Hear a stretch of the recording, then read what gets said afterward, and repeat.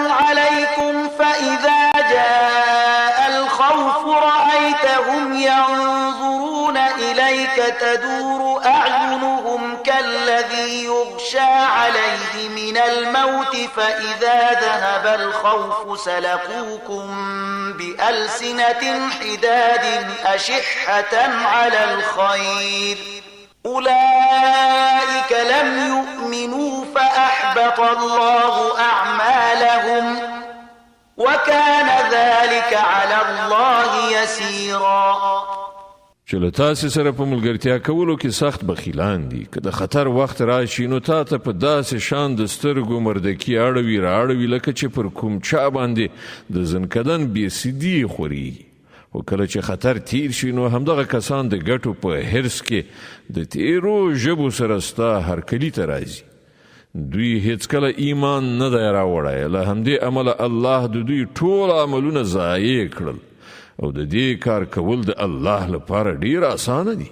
يحسبون الأحزاب لم يذهبوا وإن يأتي الأحزاب يودوا لو أنهم بادون في الأعراب يسألون عن أنبائكم ولو كانوا فيكم ما قاتلوا إلا قليلا. دوی انګیري چې یرغلګر لا تر اوسه پورې نه دي تللي او که هغوی بیا یرغل وکړي نو د دوی زړه غواړي چې په هغه فرصت کې دوی چیرته په بیدیا کې د کلیو د خلکو په منځ کې اوسي او له همغه ځایه ستاسې د حالاتو پوښتنې وکړي. بیا هم که دوی ستاسې په منځ کې پاتې وي نو په جګړه کې به بیخي لږ برخه واخلي. لقد كان لكم في رسول الله أسوة حسنة لمن كان يرجو الله واليوم الآخر وذكر الله كثيرا.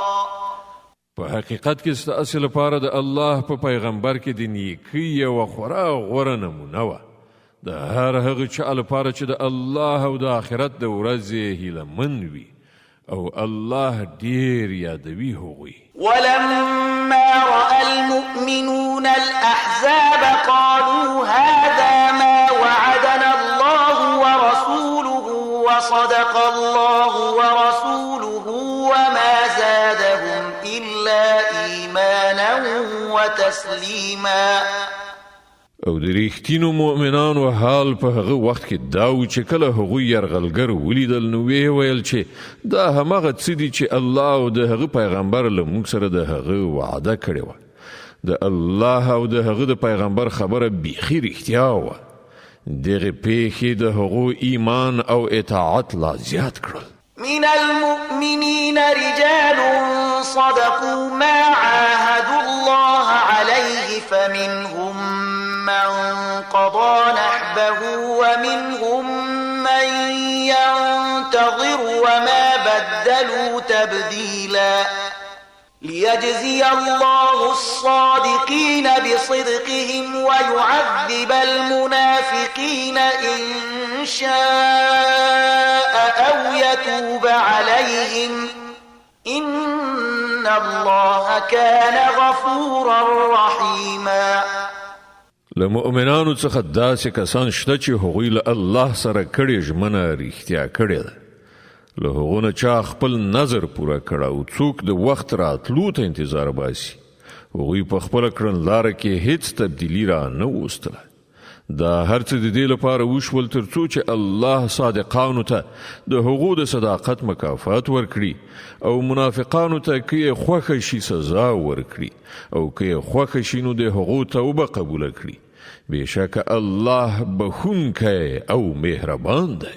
ورد الله الذين كفروا بغيظهم لم ينالوا خيرا وكفى الله المؤمنين القتال وكان الله قويا عزيزا.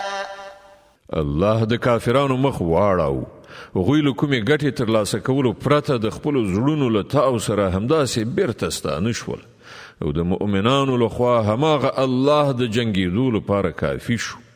الله ډیر زورور او برلاسی دی. وأنزل الذين ظاهروهم من أهل الكتاب من صياصيهم وقذف في قلوبهم الرعب فريقا تقتلون وتأسرون فريقا. او له اهل کتابونه چې کوم کسانو د دغو یرغلګرو ملګرتیا کړې وه الله د هغو له کلاګانو څخه هغوی راکوز کړل او د هغو په زړونو کې داسې ویره واچوله چې نن تاسې له هغو نه یوه ډله وژنئ او بله ډله بندي کوئ. وأورثكم أرضهم وديارهم وأموالهم وأرضا لم تطئوها وكان الله على كل شيء قديرا. تاسې د هغو د ځمکې او د هغو د کورونو او د هغو د مالونو وارثان وګرځولئ او هغه سیمه یې تاسې ته درکړه چې تاسې هغه هیڅکله تر پښو لاندې نه وه کړې. الله په هر څه باندې قادر دی.